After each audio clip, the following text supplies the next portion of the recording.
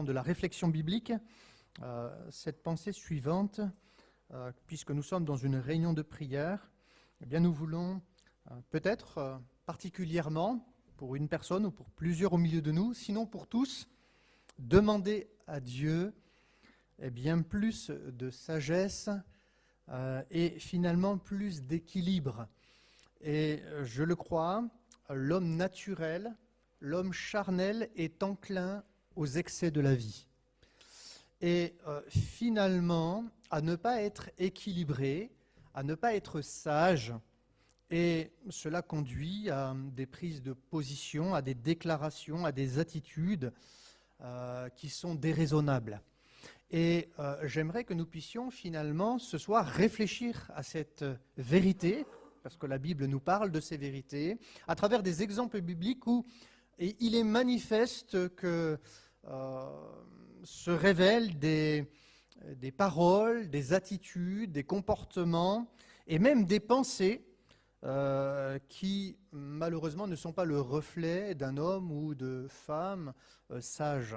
Et vous le savez, pour moi et pour vous, c'est un défi, la vie chrétienne.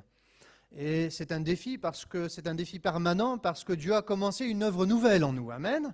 Lorsque nous sommes venus à la croix, nous sommes devenus en Christ une nouvelle création. Toutes choses anciennes sont passées, 2 Corinthiens 5, 17. Toutes choses sont en devenir nouvelles. Amen. Il y a donc un nouveau processus. Et ce processus, c'est revêtir Christ. Et je ne crois pas que Christ a vécu dans les excès, dans les déraisons, dans un manque d'équilibre, sa vie. Au contraire, je crois qu'à travers son exemple parfait, Dieu nous permet d'avoir une boussole, un repère, qui nous aide à grandir dans cette sagesse. Dans cette sagesse, et nous avons besoin de la sagesse dans les 3 domaines qui forment notre identité, c'est-à-dire notre esprit, notre âme et notre corps. Amen.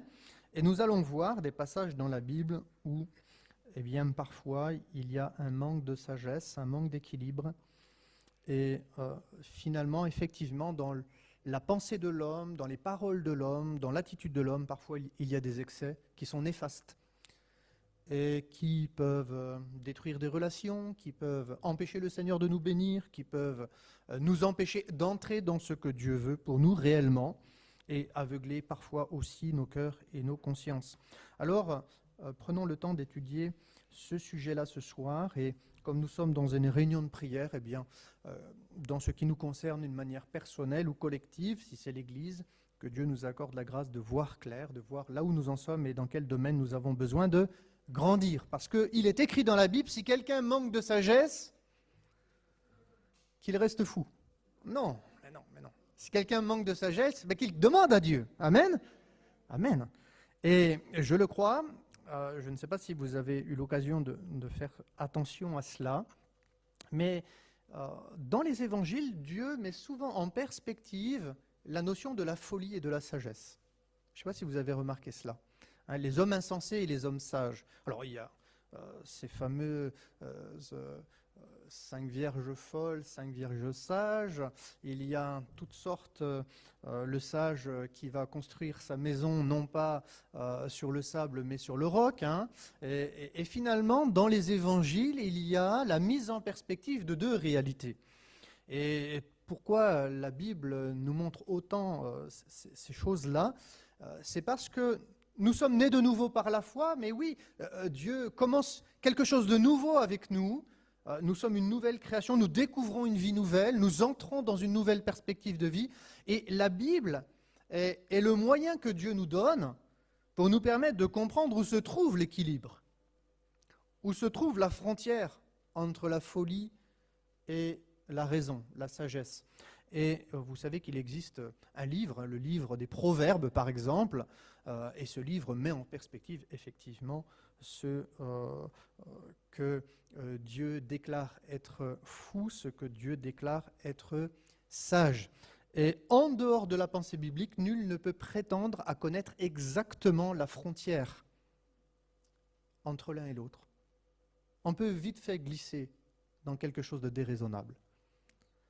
Et je crois que parfois, Satan peut se saisir de situations difficiles dans notre vie pour nous troubler et pour nous emmener à des décisions déraisonnables ou des paroles qui pourraient nous emmener dans des choses déraisonnables. Parce que, je ne sais pas si vous le savez, mais lorsque nous nous engageons, eh bien, nous devons accomplir nos vœux devant l'Éternel et devant les hommes. Vous savez, on s'engage parfois dans beaucoup de choses. On fait des promesses. T'inquiète pas, je viens t'aider, hein. Ah, mon frère, ma sœur, si tu t'engages par une parole, accomplis ta parole. Parce que sinon, c'est un péché. Et c'est de la folie. Et même Dieu nous dit de nous dégager de ces pièges lorsque nous nous engageons. Et notamment, parfois, sur le plan financier, dans certains domaines. Alors oui, nous avons besoin de la sagesse de Dieu. Je ne sais pas si vous êtes d'accord avec moi. Nous avons besoin que l'Esprit nous renouvelle et nous aide à vivre une vie équilibrée. Parce que plus nous allons avancer dans cette période des temps de la fin, plus ce monde va basculer dans la folie.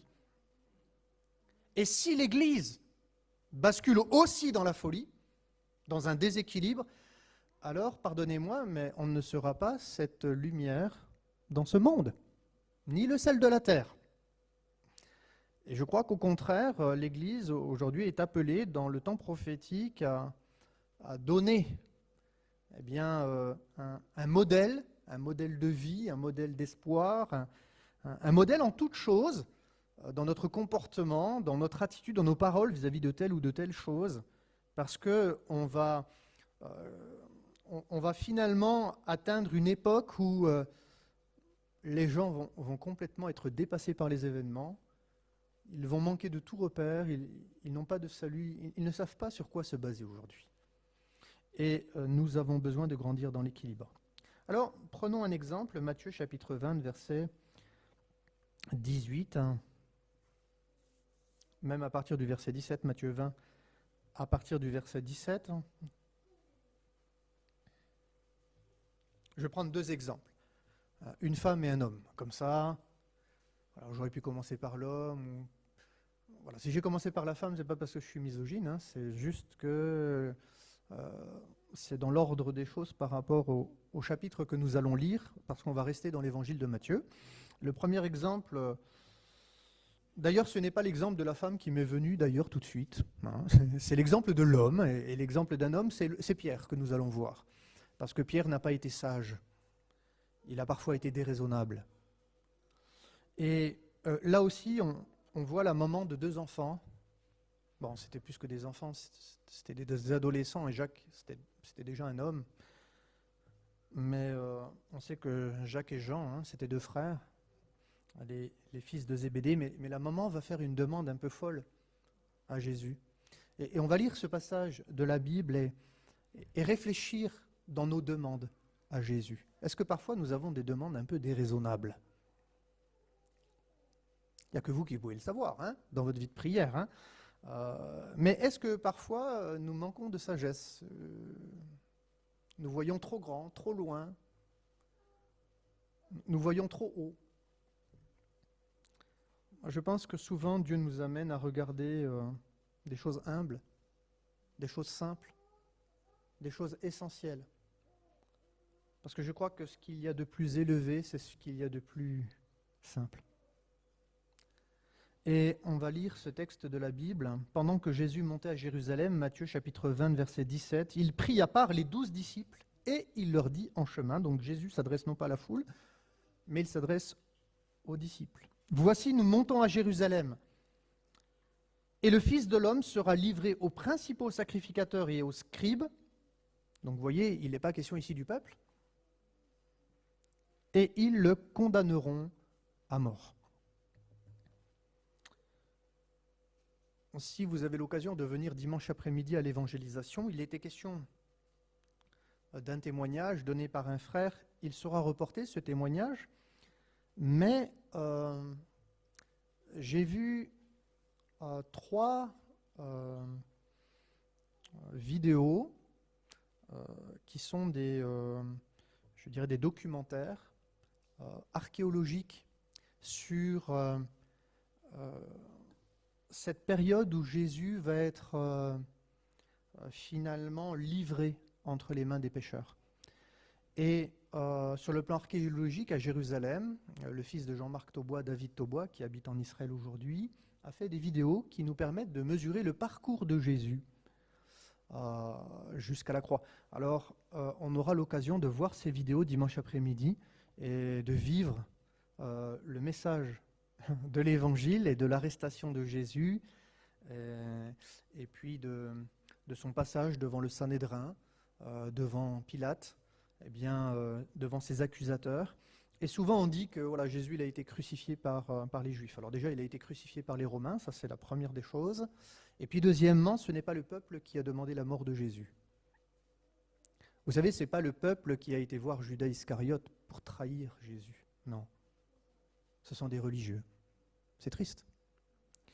Mais c'est la réalité biblique. Et là encore, il est question de cela. Et vous allez voir, à Jérusalem, il y a des découvertes qui ont été faites aujourd'hui et qui attestent les Écritures concernant tous ces passages qui nous parlent de l'arrestation de Jésus. Donc très très intéressant. Et vous comprendrez aussi certaines choses. Pourquoi finalement les soldats du Sanhédrin, parce que les soldats qui sont venus arrêter Jésus, ce n'étaient pas les soldats romains.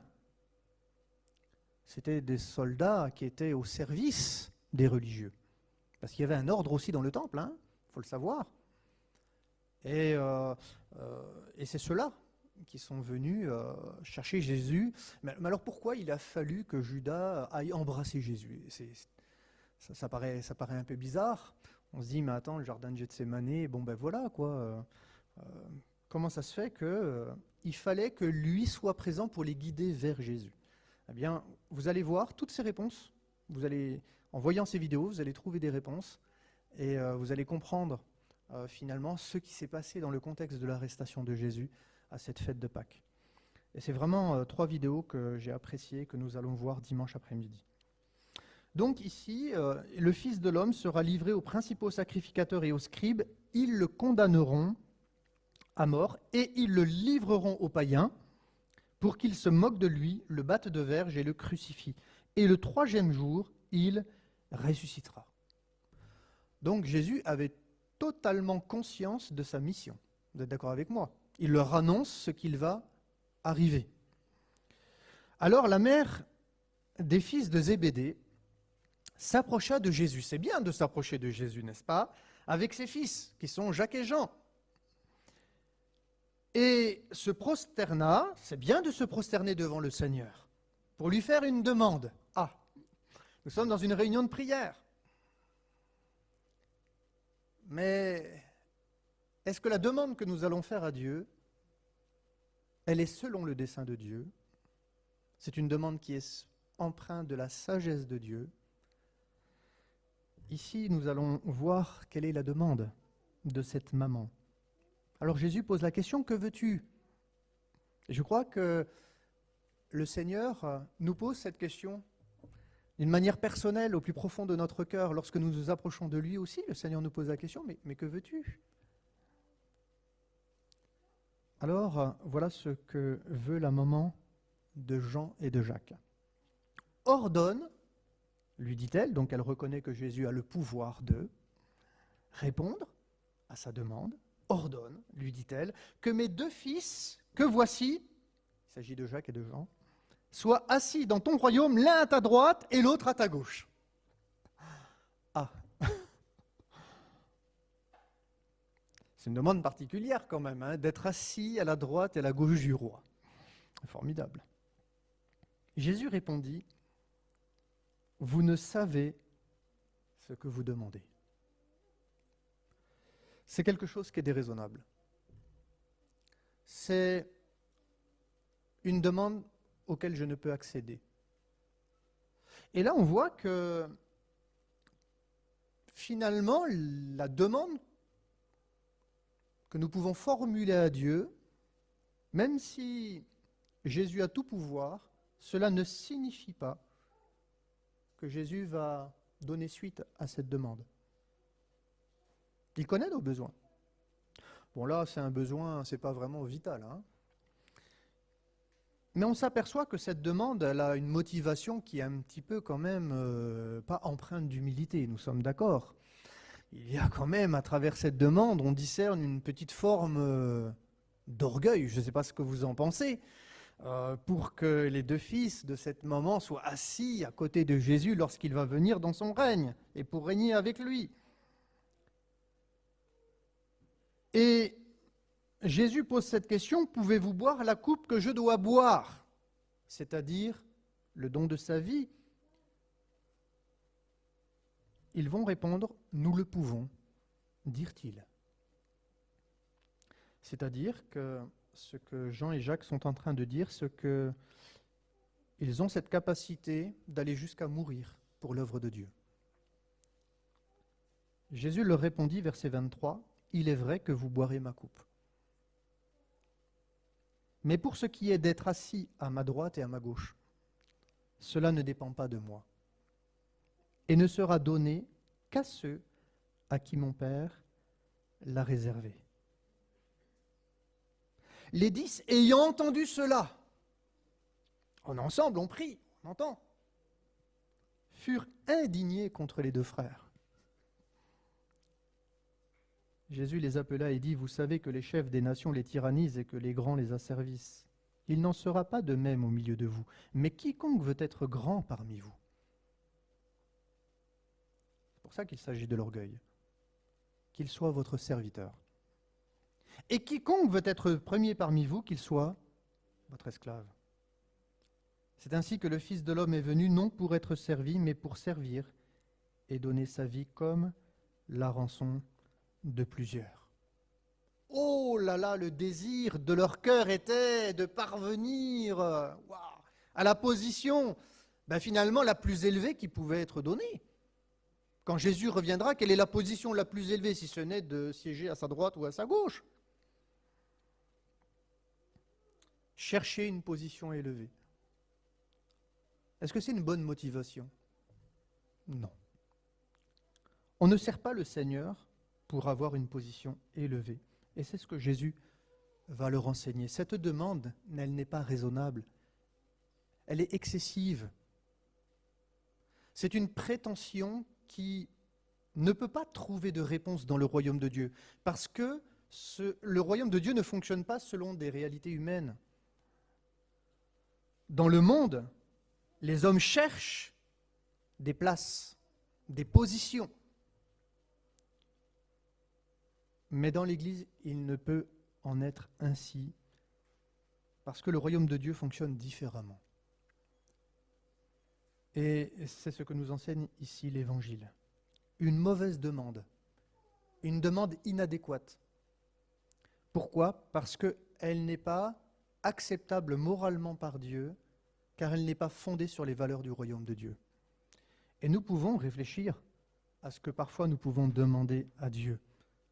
Alors ici, il s'agit dans le service, par exemple. Seigneur, j'aimerais avoir, j'aimerais faire. Que Dieu nous accorde la grâce d'être dans une telle réalité, mais plutôt de chercher ce qui est humble. Amen. Que le nom du Seigneur soit béni. Lorsque Dieu m'a appelé à son service, j'avais 14 ans. J'étais dans un camp, j'étais le plus petit, le plus jeune. Je n'ai pas téléphoné à mon père pour dire « Papa, Dieu m'a appelé au ministère, maintenant, tu vois, je suis quelqu'un d'important. » Je n'ai rien dit. Je n'ai pas été dire à mon pasteur à l'époque, Guy Bergamini, qui quittait l'église de Thionville pour arriver sur Sochaux-Montbéliard, je ne lui ai pas dit « Ah, pasteur Guy, Dieu m'a appelé au ministère. D'ailleurs, c'est à travers votre ministère, puisque c'était lui qui prêchait au camp d'Urbache à l'époque dans les Vosges. Donc c'est grâce à votre intermédiaire que Dieu m'a appelé au ministère. Donc, vous voyez, vous pouvez confirmer ces choses et donc prenez-moi en formation pastorale. » Non. Mais je sais une chose, c'est que j'avais compris que quand Dieu ouvre une porte, nul ne peut la fermer. Nul ne peut la fermer. Mais je n'ai pas besoin d'ouvrir cette porte moi-même.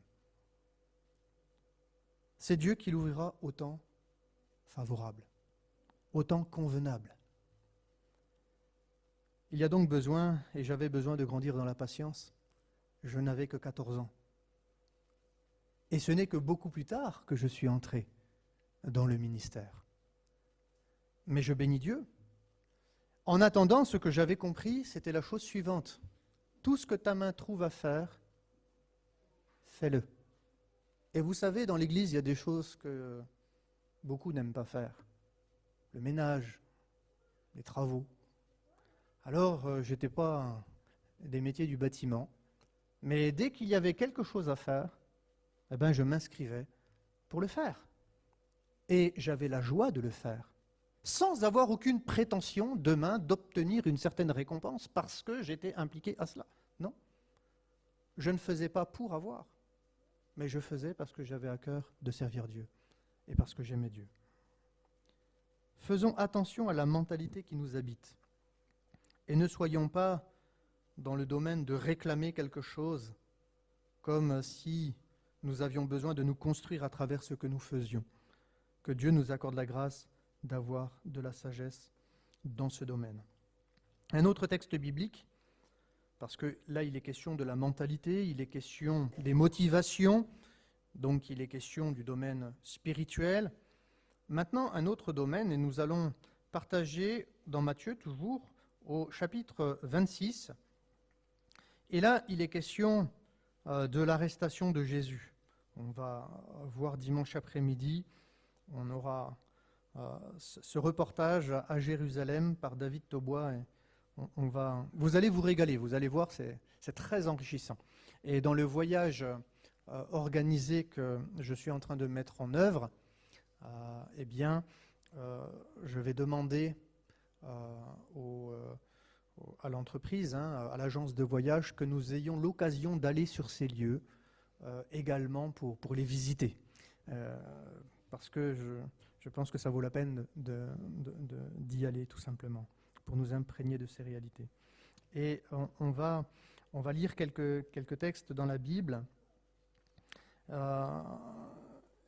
Jésus est dans la chambre haute, il partage le repas de Pâques.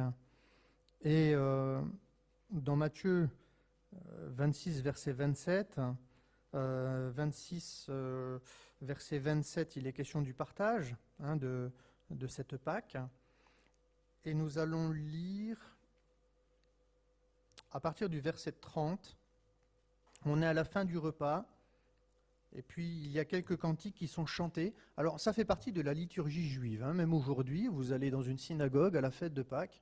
Les chants que Jésus a chantés sont les chants liturgiques en Israël. Ce sont les mêmes.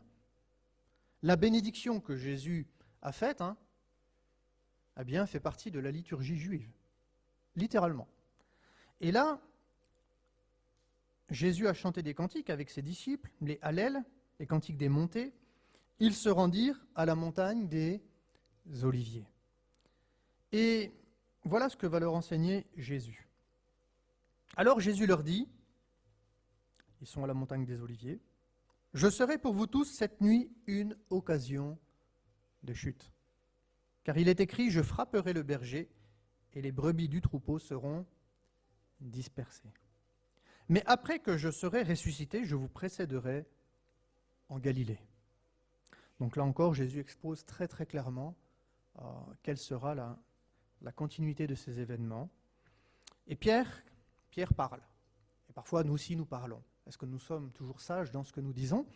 Est-ce que nous sommes parfois excessifs dans ce que nous disons? En tout cas, Pierre prend la parole et va lui dire, « Quand tu serais pour tous une occasion de chute, tu ne le seras jamais pour moi. » On connaît l'histoire. Pierre, là, tu as peut-être été un petit peu présomptueux de tes forces, de tes capacités. Alors oui, tu aimes le Seigneur. Oui, tu as eu une relation aussi assez privilégiée avec Jésus comme Jean et Jacques, parce que vous le savez, par exemple, sur la montagne dite de la Transfiguration, ils n'étaient pas tous là. Il y avait Jésus et puis il y avait Pierre, Jacques et Jean. Et nous le savons, à quelques reprises, finalement, Jésus va se retrouver avec ces trois. Mais nous voyons que ces trois disciples ont une relation privilégiée avec Jésus, non pas que Jésus les aime plus, mais nous voyons quand même que nous qui avons la Bible, à cette époque, elle n'existait pas encore, ces hommes vont être des instruments entre les mains de Dieu pour écrire des textes que nous lisons aujourd'hui.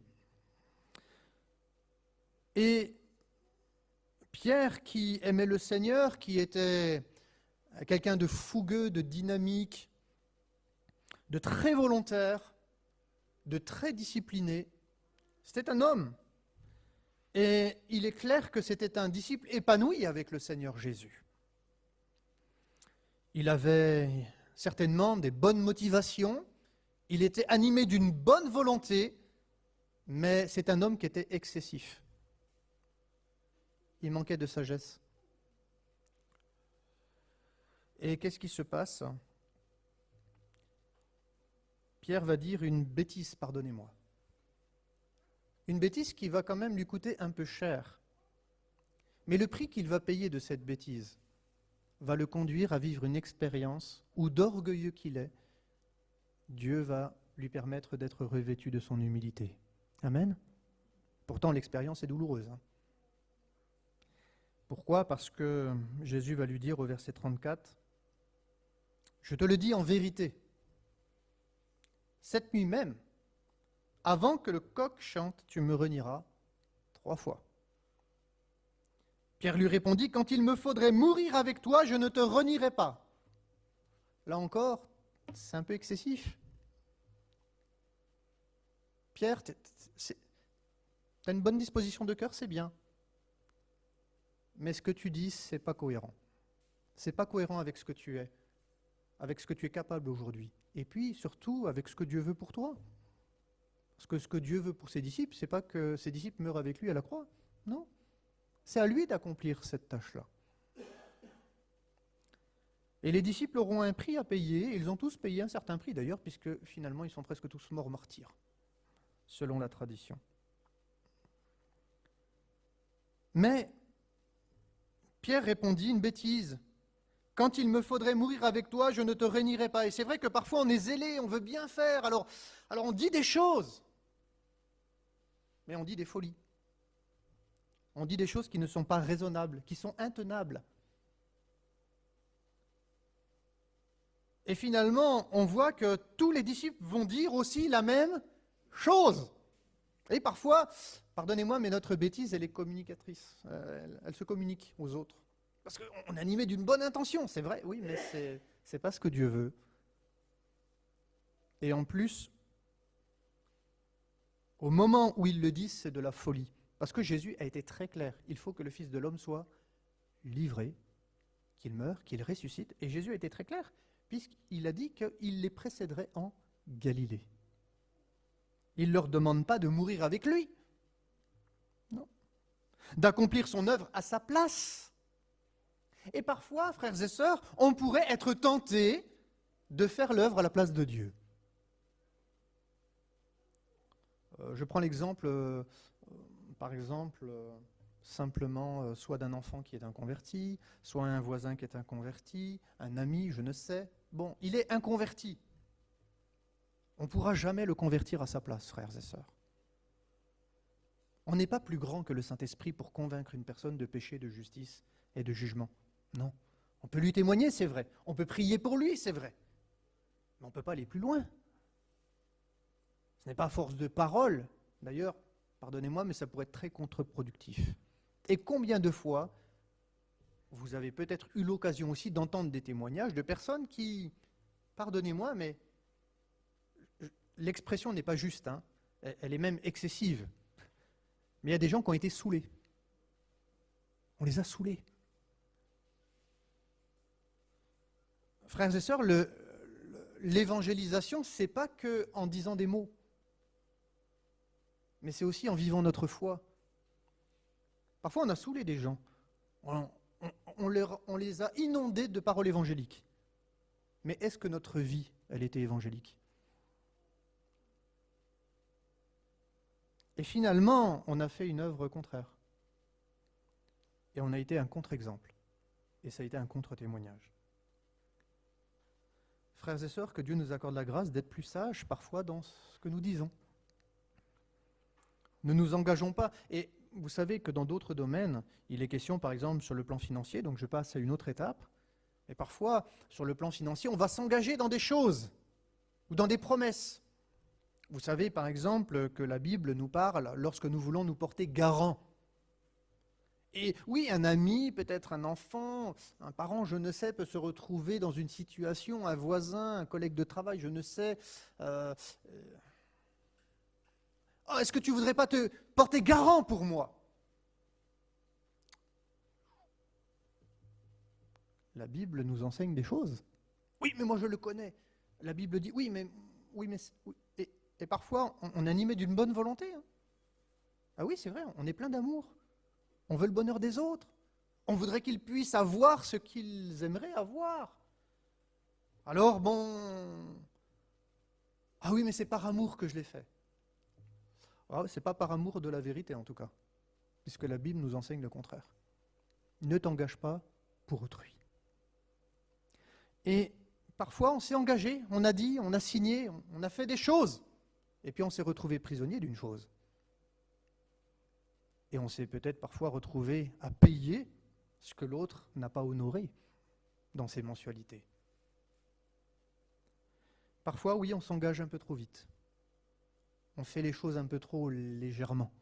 C'est-à-dire, on ne prend pas la Bible pour référence. Mais pardonnez-moi, mais les sentiments, c'est pas sur la base de nos sentiments et de nos émotions qu'on doit prendre des décisions, hein. Mais c'est sur la base de ce que la Bible nous enseigne. Et la Bible nous enseigne que si aujourd'hui même je me suis porté garant, alors défais-toi de ces vœux, de cet engagement le plus vite possible, de peur que. Je raconterai toujours cette période où mes parents s'étaient portés garant, mais je crois que je vous l'ai déjà dit, d'un homme qu'ils connaissaient. Oh, il était patron d'entreprise. Vous imaginez, patron d'entreprise, il n'y a pas de risque. Eh oui, il est riche, il gagne bien sa vie, il a un très très bon salaire, et il voulait s'acheter une BMW. Une sportive. Ah, il rêvait de sa BMW. Bah, c'est quand même bizarre. Mes parents, c'est vrai, malheureusement, hein, c'était un homme qui commençait à venir à l'église. Alors, je ne sais pas, peut-être qu'il se sentit... alors, c'était devenu un ami, il l'invitait à la maison, on priait ensemble, étudiait la Bible, il venait à l'église. Alors, peut-être qu'ils ont cru que... Voilà, c'est... Ah oui, bon, allez, on peut le faire, quoi. Alors ils se sont engagés. Et le problème, c'est qu'il n'a jamais payé ses traites. Hein. Alors à un moment donné, c'est l'huissier qui est venu à la maison. Je crois qu'il faut payer. Comment ça, il faut payer? Il gagne bien sa vie, il est patron d'entreprise, il attend. Regardez, sa rémunération, sa feuille de rémunération, il gagne tant. Il n'a quand même pas besoin que je paye la voiture à sa place. Monsieur, vous avez signé un document. Vous êtes les garants auprès de la banque. Ce monsieur ne paye pas, c'est vous qui allez payer à sa place. Et finalement, c'est mes parents qui ont payé la voiture. Parfois, on se retrouve lié, on se retrouve prisonnier. Ah, c'était un bon sentiment, mais ce n'était pas biblique. Et on s'est embarqué, on s'est appauvri, on a perdu du temps. Et cet homme n'est jamais venu au Seigneur au final. Vous voyez comme quoi, des fois, on se fait avoir. Que Dieu nous accorde la grâce d'être raisonnable.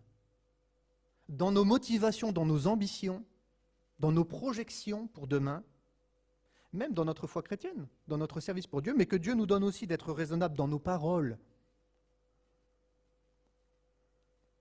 Et que Dieu nous donne aussi d'être raisonnable dans nos actes. Parce qu'il y a eu une arrestation, vous le savez, Jésus a été arrêté.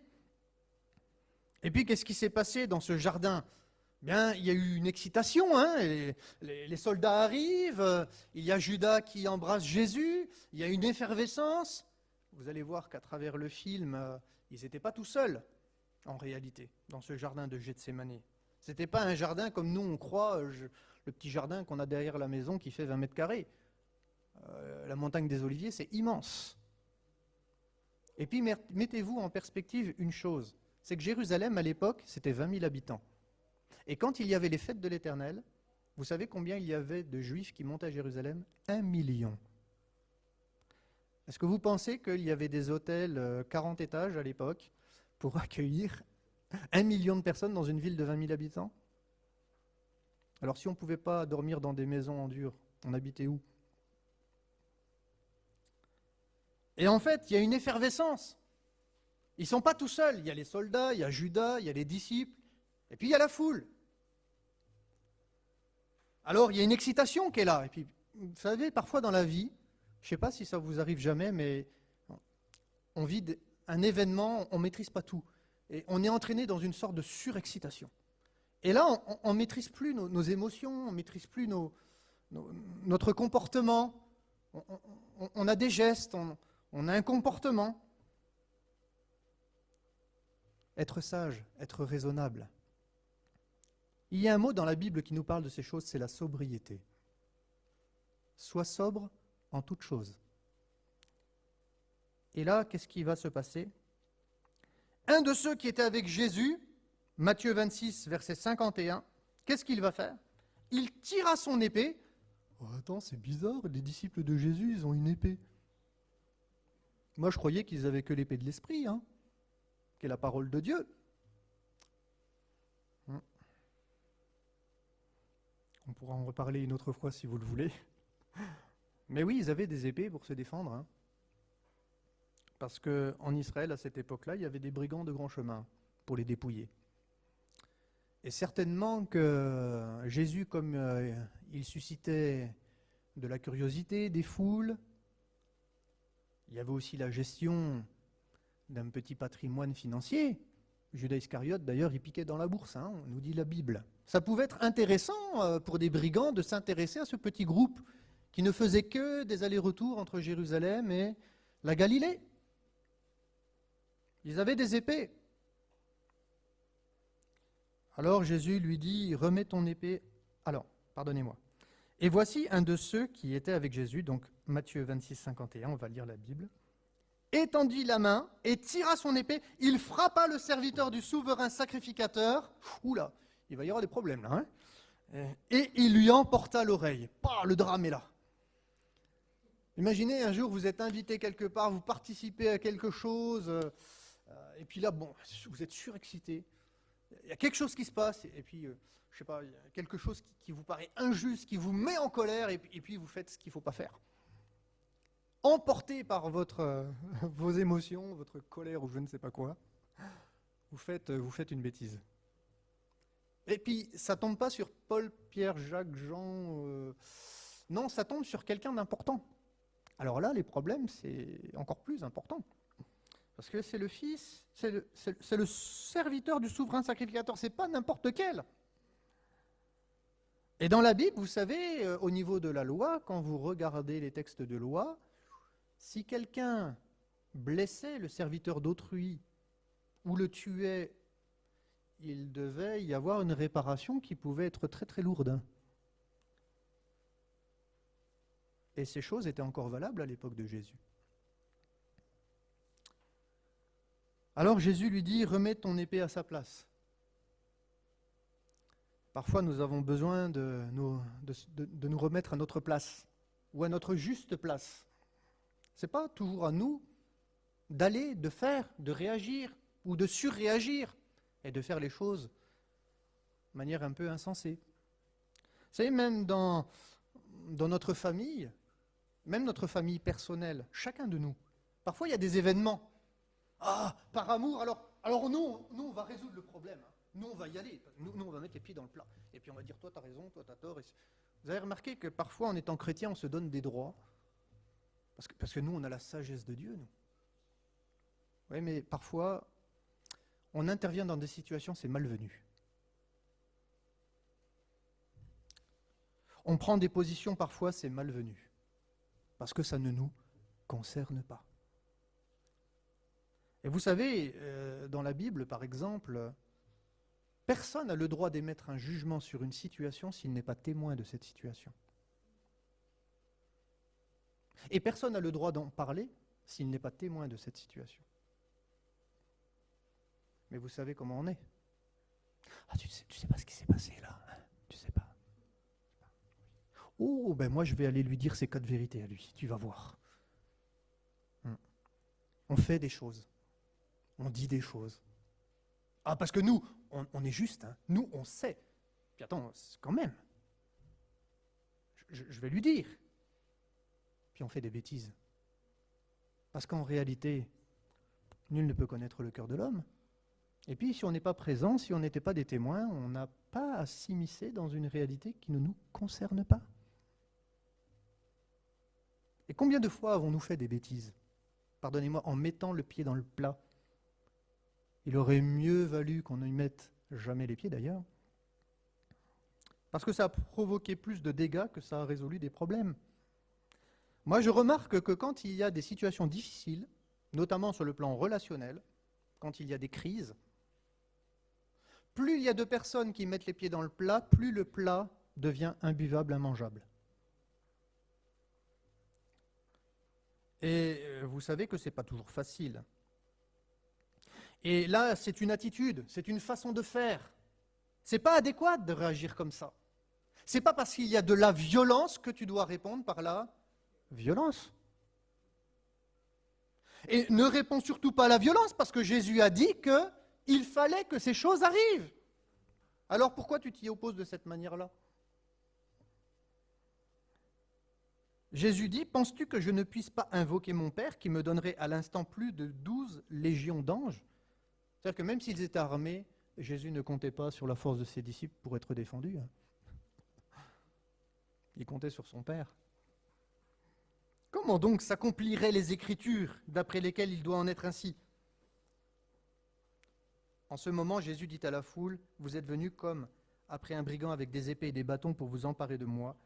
J'étais tous les jours assis parmi vous, enseignant dans le temple, et vous ne m'avez pas saisi.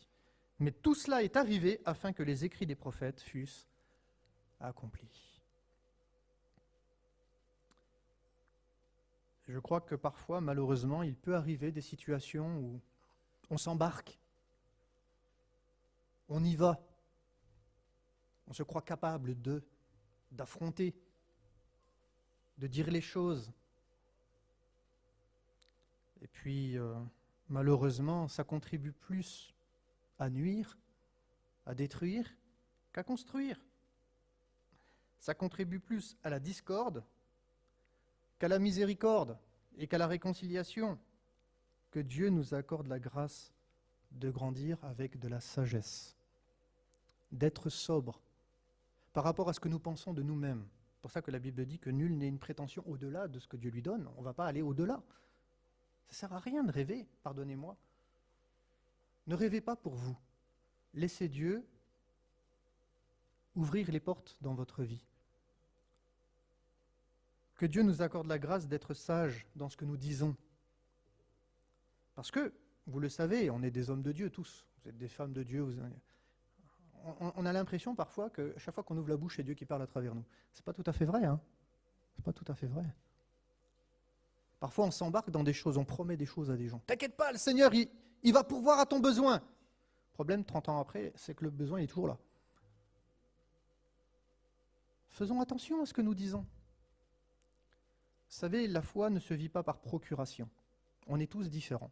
On a tous un parcours spirituel différent. On a tous une relation personnelle avec Dieu qui est différente. Voilà. Et Dieu fait et construit les choses avec chacun de nous d'une manière différente. Mon expérience n'est pas la tienne.